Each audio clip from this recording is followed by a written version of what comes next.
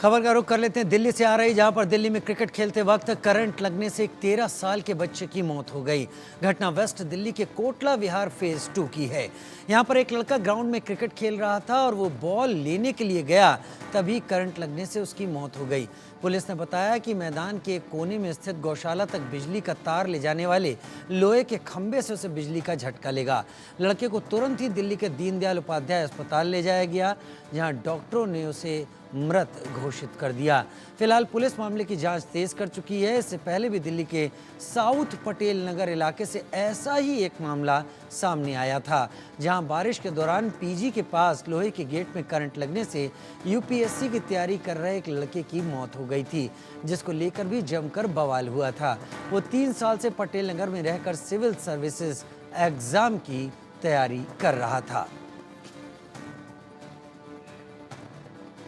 था मैं मतलब खाना वाना खा के लेटने जा रहा था। मैंने देखा मतलब ग्राउंड में बच्चे चिल्ला रहे हैं, तो मैं भगा भगा आया देखने। तो देख रहा हूँ मतलब यहाँ पे 2-3 बच्चे खड़े हुए, उनका भाई था वो।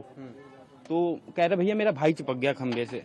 मैं जब तक उसके मतलब देखने गया ना, तो बच्चा तो डेथ कर ही चुका था, कोई रिएक्ट नहीं कर रहा था वो। मैंने एक बार कोशिश की, एक बल्ला लेके मैंने उसका पैर हटाया ना, तो फिर बारिश बरसने लग गई। तो और मेरी दीदी उदी थी।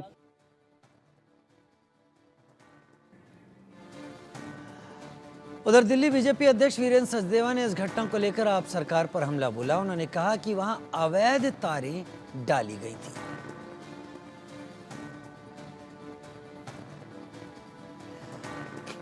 तो दिल्ली में ये बड़ा हादसा हुआ, जहां पर ग्राउंड में बच्चा क्रिकेट खेल रहा था। बॉल लेने के लिए जब वो किनारे की तरफ गया, जहां पर एक गौशाला तक बिजली के तार जा रहे थे खंबे से, वहां पर उसकी चिपक कर मौत हो गई। वीरेंद्र सचदेवा दिल्ली बीजेपी प्रदेश अध्यक्ष क्या कह रहे हैं, सुन लेते हैं। होला क्षेत्र कोटला विहार, 13 साल का मासूम बच्चा क्रिकेट खेल रहा था। उसका कसूर सिर्फ इतना था कि वो बॉल उठाने गया, लेकिन बिजली के एक लीकेज करंट की वजह से उस बच्चे की मौत हो जाती है। और ये पहली घटना नहीं है दिल्ली में, लगातार ऐसी घटनाएं हो रही हैं। और दिल्ली पहला ऐसा एक राज्य बन गया है जहां इतनी घटनाएं, इस लगभग 7 से 8 ऐसी घटनाएं हुई हैं जिनमें उन लोगों को अपनी जान गंवानी पड़ी है। कारण दिल्ली की अरविंद केजरीवाल सरकार का भ्रष्टाचार, दिल्ली की पावर डिस्कॉम्स और दिल्ली सरकार का गठबंधन जो दिल्ली को लूटने में लगा है। जानकारी ये भी मिल रही है कि रोहला के जिस कोटला विहार में ये घटना हुई है, वहाँ इलीगल तार डाली गई थी डेयरी में, जिसकी वजह से वो करंट बाहर सड़क पर आया है। लेकिन दिल्ली सरकार खामोश, पावर डिस्कॉम खामोश, कोई कुछ नहीं करेगा। पुलिस ने एफआईआर दर्ज कर दी है, जांच होती रहेगी। लेकिन जिस परिवार का चिराग चला गया, उसका दोष क्या था? और दिल्ली में इस तरह की घटनाएं बार बार जो हो रही हैं, उसके लिए सिर्फ दोषी है तो दिल्ली की भ्रष्ट सरकार दोषी है, जो पावर डिस्कॉम की गोद में बैठकर दिल्ली को लूट रही है। कोई कार्रवाई नहीं करती। क्यों नहीं देते 1 करोड़ का मुआवजा? क्यों घोषणा नहीं करते? क्यों ऐसी घटनाएं होती हैं कि जो यूपीएससी का एग्जाम पास करके बच्चा आईएएस बनने जा रहा है, वो भी चला जाता है। पानी के जल भराव में बच्चे चले जाते हैं, इनको कोई फर्क नहीं पड़ता। आखिर कब तक दिल्ली इसको देखती रहेगी? कब तक ऐसी घटनाएं होती रहेंगी? कब इन दोषियों को सजा मिलेगी? राजनीति से हटकर ये सवाल वाकई जायज है कि जिस परिवार का बच्चा चला गया, क्या उसको रिपेयर, उसको ठीक किया जा सकता है? शायद नहीं। हमारे संवाददाता आदित्य मौके पर पहुंचे, उनकी एक रिपोर्ट देखते हैं।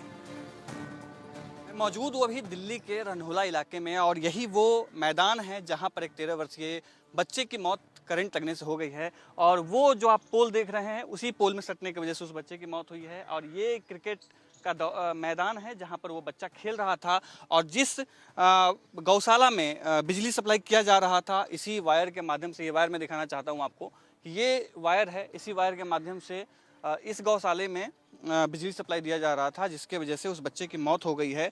और ये घटना जो है दिल्ली की पहली घटना नहीं है। इस तरीके की कई ऐसी घटनाएं हो चुकी हैं जहां पर बच्चे की मौत हुई है। यहाँ तक कि ओल्ड राजेंद्र नगर में एक यूपीएससी एस्पिरेंट्स की भी मौत हो गई थी।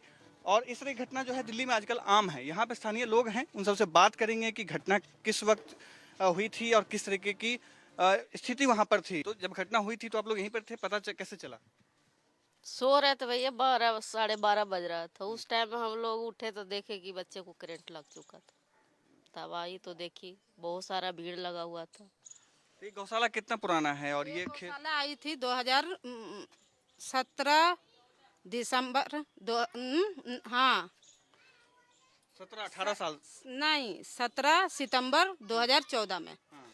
तो उस टाइम से 10 बार कंप्लेन हुआ, लेकिन कोई सुनवाई नहीं हुआ। 3 बार सील भी हुआ है गौशाला को, 3 बार सील हुआ। यही सब कारण, कभी करंट लग रहा है, कभी गाय मर रही है, कभी आगे, कभी घर पे मर रही है, कभी कुछ हो रहा है। इसके कारण 3 बार सील भी हुआ। मीडिया वाला भी आए, लेकिन कोई कार्रवाई नहीं हुआ। ये मैदान जो क्रिकेट का मैदान है, ये कब से है? ये भी 2010 से ये शुरू हो गया था। पहले आलू बैगन लगा करता था इसमें। 2010 से ये एकेडमी में वो हो गया, बच्चे उच्चे मैच खेलते हैं। तो जब से बहुत बच्चे इसमें रहते हैं। मतलब समझो आज घटना हो गया इसीलिए नहीं है, लेकिन इसमें बच्चे कम से कम आज 200 से ऊपर रहते हैं। संडे है, छुट्टी है, हमेशा क्रिकेट चलता ही रहता है। तो ये कह रहे हैं कि 2010 में शुरू हुआ, इससे पहले खेती होती थी। तो क्या कभी स्थानीय लोगों ने, आप लोगों ने कभी शिकायत की कि इस गौशाला में जो बिजली सप्लाई दिया जा रहा है? कई बार शिकायत करी है, ये कोई सुनवाई होती नहीं है।